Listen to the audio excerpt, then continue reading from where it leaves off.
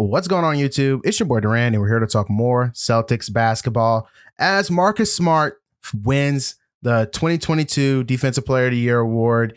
And, I just want to take time to say that this moment had me kind of teary-eyed because if you know me, a love-hate relationship with Marcus Smart. I watched Marcus Smart get drafted. If I can remember correct, number 6 overall. I watched Marcus Smart's draft on television. Like I've watched pretty much every minute of this man's career. Super proud of where he's come from as a player, super proud of how he's progressed and how he has come to this point of his career. Home run pick by Danny Ainge. And just give all props to Marcus Smart. He definitely deserved this award. He definitely won it this year. He was the best defender on the best defense in the NBA, and he definitely deserved to win it this year. I feel like I've been telling people, having a perimeter defender that can switch multiple positions is infinitely, to me, more important than a player, specifically a bigs, who get weak side blocks. Like, I just feel like we're in such a different era of the NBA that perimeter game is where the offense is at. Guys aren't banging low. Teams aren't going down to the post. They're around the 3-point line. They're hanging around they're hanging around the elbow. You need guys that can defend and switch. And Marcus Smart is the best defender at the point guard position. This is a pivotal moment in Marcus Smart's career. And I don't even think he understands how big it is. Hell, I don't know how big it is. And I don't think I'll really understand how big this moment is until like 5 or 10 years from now. Because Marcus Smart has now entered a conversation with only, since the last guard, which has been like, 20 something odd years, 2 decades. Gary Payton presented him the award. I mean, fantastic. Great for Marcus Smart to get it. And if you out there hating, stop hating. I see all the Rudy Gobert I see all the Mikal Bridges tears. Bam Adebayo on the podium crying. We don't play on national TV. Oh my God. Guys, listen, how about this? How about 1 through 5, all candidates were deserving, but the guy who won it was the more deserving, and that's fine. That's fine. That's fine to say. You don't have to be like, I forgot my man on Dunker Spot podcast. Oh, he went on a terrible Twitter rant talking about Marcus Smart isn't even a good defender. Stop. That's where you crying. So many tears today, so many crying, so much complaining. But you know what? The winner always walks home with the trophy. You can cry all you want. The winner always walks home with the trophy. And what a perfect time to be a Celtics fan. What a great time. Let's talk about this game. Celtics win it in chaotic fashion, 115 and 114. A lot to clean up. There were definitely times where I felt like the Celtics allowed Brooklyn to kind of hang around. I felt like they could have pulled away from this game way earlier. They did in the third quarter where they got 15-point lead and kind of just allowed. Kyrie Irving would not let this team go down. As much as we hate him, as much as we boo him, Kyrie Irving balled out, man. Tough shot after tough shot. I mean, he just would not let Brooklyn sink. And it is what it is. But I just want to speak about the takeaways from this game also.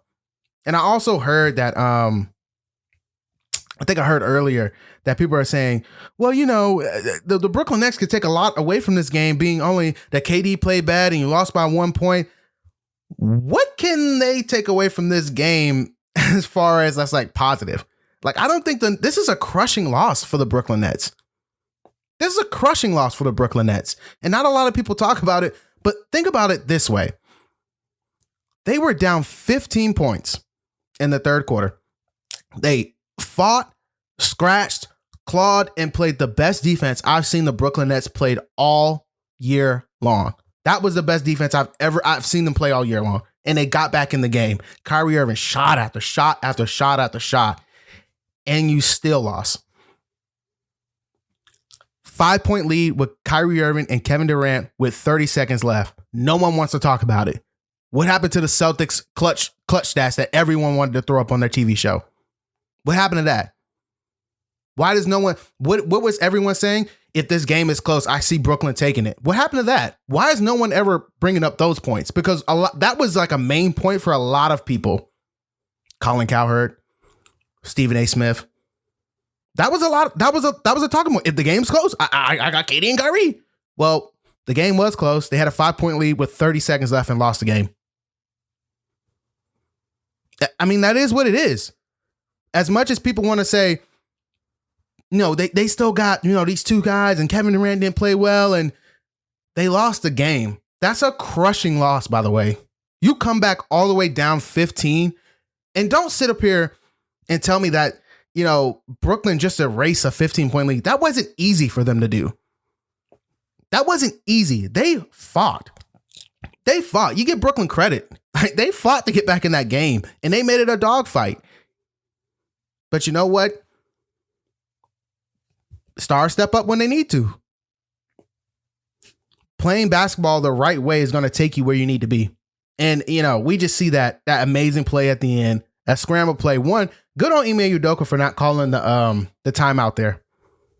Because Brooklyn was in a scramble. They didn't have their best defenders on the court. You don't call a timeout there. And you trust your guys to make the right play. Marcus Smart, excellent pass, getting it to Jason Tatum. Jaylen Brown making the initial pass, which was also a smart decision. And we just get it done. Like, Jaylen Brown was excellent down the stretch, by the way. Jaylen Brown was excellent. I wish he had started the game faster, and we probably wouldn't have been in this situation, but tip of the hat to you. Tip of the hat to Jaylen Brown. Tip of the hat to Marcus Smart, Defensive Player of the Year now. And Jason Tatum just showing up being the best player on the floor, in my opinion. Now, Kyrie was great, but, I mean, what Jason Tatum did defensively, master class. I tweeted this today.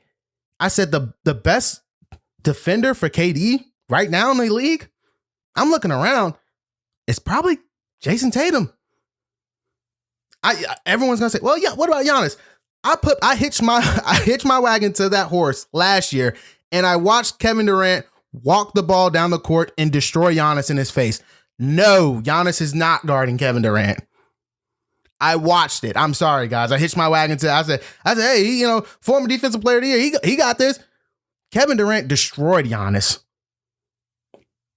Giannis does not faze Kevin Durant, but Jason Tatum being nimble enough, having the length to deflect and deter his shot selection and his shots in general. And again, I talk about that nimbleness. Him being able to match footing with Kevin Durant, like. Kevin Durant, first of all, his first step is insanely quick. Then no one talks about it. It's really hard to stay in front of Kevin Durant. That's why he's known as one of the best offensive players in NBA history. It's really hard to stay in front of that guy. I love what I saw. But it is only one game, and I feel like there are a lot of adjustments we do have to make, and I think we will. But this is going to be a good series. I still have Celtics in 5. I don't think I ever said that to you all, but I have Celtics in 5. I think we take care of the games at home. I think we steal a game in Brooklyn, and I think we finish the series at home. And I don't think that's a ridiculous statement. I feel like we take care of both of our home games. We steal a game in Brooklyn. The team that's more likely to win an away game, let's be honest, it's the Celtics. Shout out to Brooklyn. That's a crushing loss. But I want to see how they come out next game, because I know they're going to come out next game hungry. We enjoy this one today. It's only one game, guys. Got another one coming up. But definitely I like what I saw. Let me talk about a few of the role players a little bit. Derek White played a pretty decent game. I thought he could have been better. Grant Williams was a disaster. Peyton Pritchard was okay. I think he barely got out there because he was just a liability defensively. And you never want to give Kyrie Irving or Kevin Durant any creases. You can't. And I love Peyton, but it's probably not the series for him to play a ton of minutes. It's just not. I mean, I think there was last year, it was with Cantor. And I think Cantor was playing pretty good. Not last year, but the year before last year, the last playoff series in the bubble. And I think it was like Philadelphia, the first series. And they didn't play Cantor a lot. I think they did play Cantor a lot in that series, but they didn't play him a lot in the second series.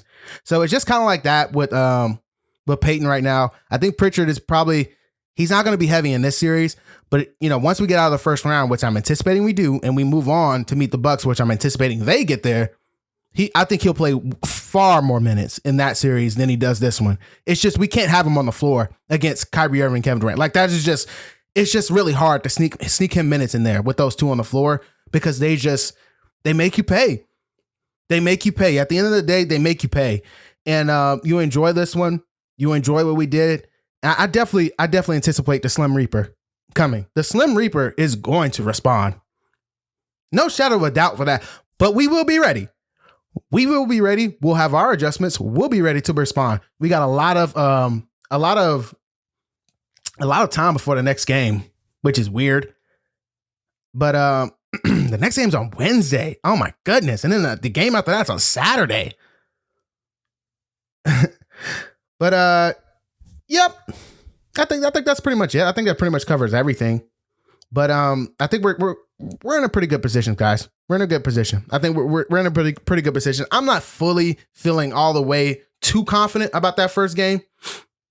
I think I'll feel a little bit better after we get that game 2, guys. After we get game 2, I think I'll feel a little bit better. But it was a great win, a great shot by Jason Tatum. Jason Tatum is redefining his legacy in front of us. I think he's going to be a special player. You guys already know what I've thought about him, what I've already said about him. But I think right now, I think that's just one of the moments you add to it.